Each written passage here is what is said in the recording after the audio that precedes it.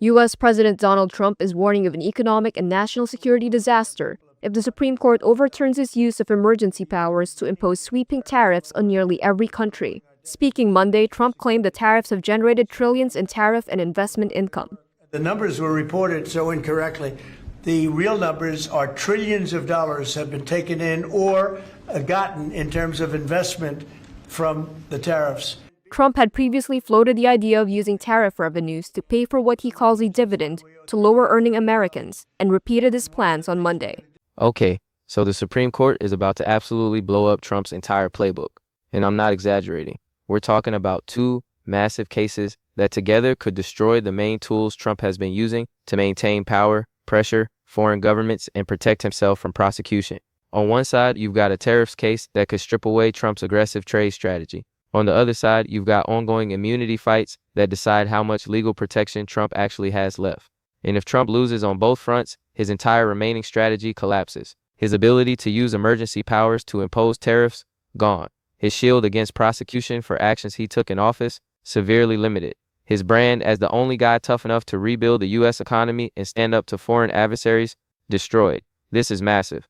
And the fact that both of these fights are happening at the Supreme Court at the same time means we're watching Trump's remaining power get stress tested in the most high-stakes venue possible. But before we go any further, real quick, let's be honest, you can't really trust mainstream media anymore. That's why we built Pump Politics, to bring you real stories, real context, and no corporate spin. If you want to stay ahead of the headlines, join our free newsletter. We'll send the news straight to your inbox every day. Just click the link in the description to join. And if you just want to support what we're doing, join us, be part of the community that actually cares about the truth. All right, let's get back to the video. Let me break down what's actually happening.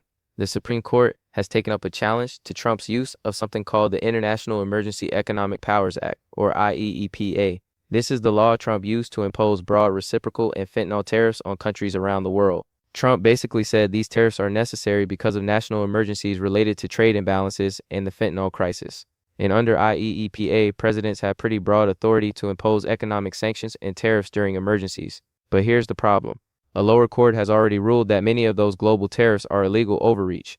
The court said Trump stretched IEEPA beyond what Congress intended, that he used emergency powers for things that aren't really emergencies, that he essentially rewrote trade policy without congressional approval. And now the Supreme Court has to decide whether that lower court ruling stands. If the Supreme Court agrees that Trump's tariffs are illegal, the consequences are enormous. We're talking about potentially rolling back or refunding billions of dollars in tariffs. Billions. That money would have to go back to companies and countries that paid it. U.S. trade relationships would get thrown into chaos. And Trump's entire economic strategy, which is built on aggressive use of tariffs to pressure other countries, would be gutted. He wouldn't be able to credibly threaten tariffs anymore if the Supreme Court says he doesn't have the legal authority to impose them. His main tool for economic leverage would be gone. And for someone like Trump, whose brand is built on being tough on trade, on standing up to China, on protecting American manufacturers, losing that tool is devastating. It's not just a legal loss, it's a political disaster. But it gets worse, because at the same time, Trump is fighting multiple battles over presidential immunity. The Supreme Court already issued a decision earlier this year saying that presidents have immunity for official acts, but not for private conduct or clearly illegal actions. That decision sent Trump's New York criminal case back to lower courts to figure out what charges can still stand under that framework. And Trump has been using that immunity decision to try to delay or kill prosecutions across multiple jurisdictions. He's arguing that basically everything he did as president was an official act, and therefore he can't be prosecuted for it. But courts are pushing back. They're saying not everything qualifies as an official act. Not everything gets immunity, and the legal battles over exactly where that line is are still playing out. And here's why this matters so much. Trump's entire legal strategy right now is based on delay and immunity. Delay cases until after the next election, claim immunity for as many actions as possible. Hope that by the time cases actually go to trial, the political landscape has changed enough that prosecutions become impossible or irrelevant. But if courts keep narrowing... During last week's oral arguments on the tariff case, Supreme Court justices cast doubt on Trump's authority to impose tariffs under the 1977 International Emergency Economic Powers Act, which contains no references to tariffs. Justice Amy Coney Barrett suggested it could be a mess for the courts to administer refunds to U.S. importers who have paid tariffs that were declared illegal. Trump took issue with media reports about the amount of duties collected that the government might have to repay if the Supreme Court agrees with a lower court that Trump's sweeping tariffs were illegal. So they're not giving the right numbers. It would be an economic disaster. It would be a national security disaster if we lost the case in the Supreme Court. In the scope of immunity, if they keep ruling that specific things Trump did don't qualify for protection, then that strategy falls apart. Cases move forward, trials happen, Trump faces real legal jeopardy, and politically that's a nightmare. Because Trump has spent years telling his supporters that all these prosecutions are witch hunts, that he's being targeted for political reasons, that he's immune from prosecution because everything he did was within his official duties as president.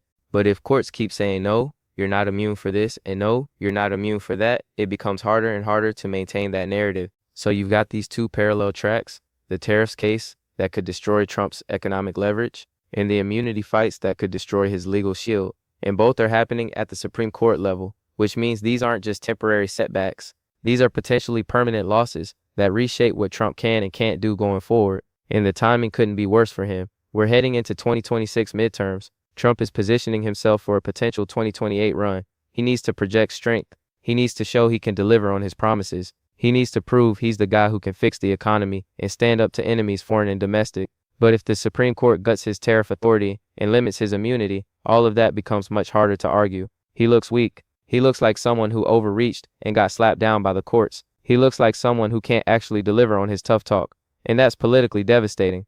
The Supreme Court is about to decide whether Trump has any real power left or whether his entire remaining strategy is built on sand. All right, so let's dig into the specifics of these cases and why they're so critical. Starting with the tariffs. Trump's use of IEEPA to impose broad tariffs was always legally questionable. IEEPA is supposed to be used for genuine national emergencies. Things like wars, terrorist attacks, major economic crises. It's not supposed to be a tool for routine trade policy, but Trump stretched it. He declared emergencies related to trade imbalances with various countries. He declared an emergency over fentanyl coming across the border, and he used those emergency declarations to justify imposing tariffs that under normal circumstances would require congressional approval. That was the whole strategy. Bypass Congress, use emergency powers, impose tariffs unilaterally, and for a while it worked. The tariffs went into effect. Companies paid them, countries complained, but largely comply. But then the legal challenges started, and the lower court looked at what Trump did and said this isn't a legitimate use of IEEPA. You can't just declare something an emergency because it's politically convenient. Trade imbalances have existed for decades. Fentanyl is a serious problem, but it's not the kind of sudden emergency that IEEPA was designed for. You're using emergency powers to do something that should require congressional action, and that's not allowed. So the court ruled that many of Trump's global tariffs are illegal. And now the Supreme Court has to decide whether to uphold that ruling or overturn it. If the Supreme Court upholds it, Trump's entire tariff strategy is dead. Not just slowed down, not just limited, dead. Because if he can't use IEEPA to impose tariffs unilaterally, he has to go through Congress. And Congress isn't going to give him blanket authority to impose whatever tariffs he wants. Congress is divided. There are members from both parties who represent districts with manufacturers who rely on imports, who have agricultural interests that depend on exports, who don't want a trade war. So Trump wouldn't be able to get the kind of broad tariff authority through Congress that he's been using through IEEPA, and the financial implications are huge. Trade and legal analysts are saying that if the Supreme Court rules against Trump, the U.S. might have to roll back or refund billions of dollars in tariffs. Billions. That's money that's already been collected, money that companies paid, money that's in the U.S. Treasury. And if courts say those tariffs were illegal, that money has to go back. The logistics of that alone would be a nightmare. Figuring out who paid what, figuring out how to issue refunds to foreign companies, figuring out whether refunds are even possible or whether it turns into some kind of legal settlement or compensation scheme. It would be chaos, absolute chaos, and the political optics would be terrible. Trump imposed tariffs, collected billions of dollars, and then had to give it all back because courts said he didn't have the authority. That's not strength. That's a humiliating defeat. And beyond the money, this will blow up Trump's entire trade brand. Trump's whole pitch on trade is that he's tough, that he understands how to negotiate, that he's not afraid to use tariffs to force other countries to play fair. That's been central to his political identity since 2015. But if the Supreme Court says you didn't have the legal authority to impose those tariffs, then all of that tough talk looks empty. It looks like Trump was just making stuff up, pretending he had power he didn't actually have. And when foreign leaders and U.S. voters realize that Trump's credibility on trade collapses, why would anyone believe his threats to impose tariffs in the future if courts have already said he can't legally do it? Why would China or the EU or any other country take him seriously? They wouldn't. And that destroys one of Trump's main political weapons. Now let's talk about immunity. The Supreme Court's decision earlier this year was supposed to be a win for Trump.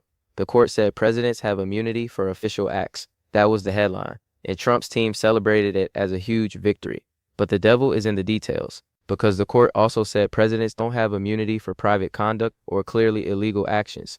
And the court sent cases back to lower courts to figure out what qualifies as an official act and what doesn't. That's where things have gotten messy for Trump, because lower courts are actually doing that analysis, and they're not just rubber stamping everything Trump did as an official act. They're looking at specific actions. They're asking whether those actions were really part of the president's official duties or whether they were personal, political, or illegal. And in a lot of cases, courts are saying no, that doesn't qualify for immunity. Trump's New York criminal case is a perfect example. The case involves alleged falsification of business records related to hush money payments. Trump's lawyers argued that everything related to that should be dismissed because it involves actions Trump took while he was president and therefore falls under official acts immunity, but the courts are pushing back. They're saying paying hush money to a porn star isn't an official act. That's personal conduct. That doesn't get immunity. And even if some aspects of the case touch on things Trump did while in office, that doesn't automatically make everything immune. Courts are drawing distinctions. They're being more careful about what qualifies for protection, and that's a problem for Trump because his entire strategy was based on sweeping immunity, on arguing that basically everything he did as president is off limits for prosecution. And this isn't just about one case. According to legal trackers, there are dozens of Trump-related challenges still active in federal courts. Cases related to January 6th, cases related to classified documents, cases related to election interference, and in all of those cases, Trump is trying to use the immunity decision to get charges dismissed or delayed. But courts are applying the Supreme Court's framework in ways that don't always favor Trump. They're asking hard questions about whether specific actions were official or personal, whether they were legal or illegal, whether immunity applies or doesn't. And the more courts narrow the scope of immunity, the more legal jeopardy Trump faces. Cases that he thought would be dismissed are moving forward. Evidence that he thought would be excluded is being allowed. His legal shield is getting weaker with every ruling. And here's the broader implication. If the Supreme Court's immunity decision gets applied narrowly, if lower courts keep finding that specific Trump actions don't qualify for protection, then the precedent being set is that presidents can be prosecuted for a lot more than Trump thought, which means future presidents are going to be more cautious. They're going to worry more about legal exposure. They're going to be less willing to take aggressive actions that might cross legal lines. Now you can debate whether that's good or bad. Some people think presidents should face more accountability, and this is a healthy development. Other people think it's going to make presidents too timid and unwilling to make tough decisions. But either way, it's a huge shift, and Trump is the test case.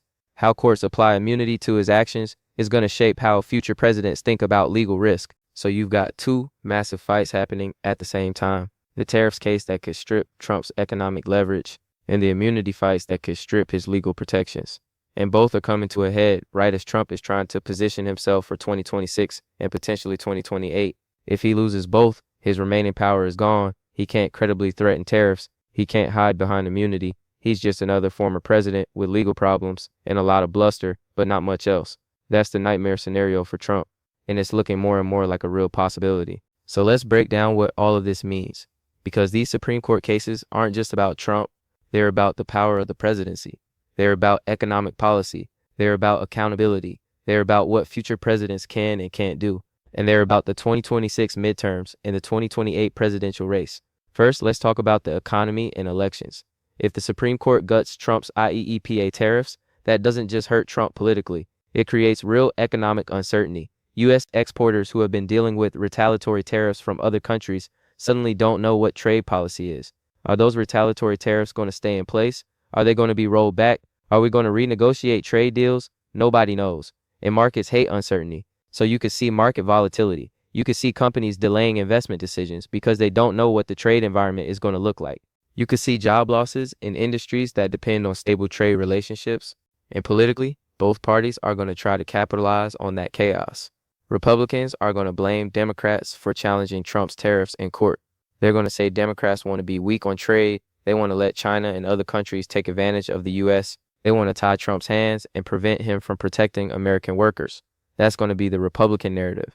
But Democrats are going to say Trump overreached. He imposed illegal tariffs that hurt American businesses and consumers. He drove up prices. He started trade wars that we're still paying for. And now courts are holding him accountable for breaking the law. That's going to be the Democratic narrative. And voters are going to have to decide which story they believe. Did Trump's tariffs help or hurt the economy? Was he a strong leader protecting American interests or a reckless executive who broke the law and created chaos? That fight is going to define a lot of the 2026 midterm debates because trade and the economy are always major issues. And if the Supreme Court rules against Trump right before or during the midterm campaign season, that ruling is going to be weaponized by both sides. Democrats are going to use it in ads. They're going to say Trump's economic policies were built on illegal actions. Republicans are going to use it to fire up their base. They're going to say the courts and the establishment are trying to destroy Trump's legacy and prevent him from fighting for working Americans. It's going to be ugly, and it's going to drive turnout on both sides, which makes these midterms even more unpredictable than they already are. And then there's 2028. If Trump runs again, and he's strongly hinting that he will, this tariffs ruling is going to haunt him. His opponents in the Republican primary are going to bring it up. They're going to say Trump talks tough on trade, but his policies were struck down as illegal. They're going to say we need someone who can actually deliver results without breaking the law. They're going to position themselves as the smart, competent alternative to Trump's chaos. And in the general election, if Trump's the nominee, Democrats are going to hammer him on this relentlessly. They're going to say Trump's economic strategy was a failure, that courts proved he was acting illegally, that he can't be trusted with economic policy. That's a devastating attack, especially if economic conditions aren't great in 2028. If there's a recession or high inflation or trade problems, Democrats are going to blame Trump's illegal tariffs for contributing to that mess. Second, let's talk about immunity, accountability, and January 6th. This is where things get really politically charged. The Supreme Court's immunity decision was supposed to protect Trump from prosecution for official acts, but it's not working out that way in practice. Courts are finding that a lot of what Trump did doesn't qualify as official acts, or that even if they were official acts, they were clearly illegal and therefore not protected. And that's opening the door for prosecutions that Trump thought were dead, including prosecutions related to January 6th. Because Trump's role in January 6th is one of the biggest questions hanging over his potential 2028 run. Was he responsible for the violence?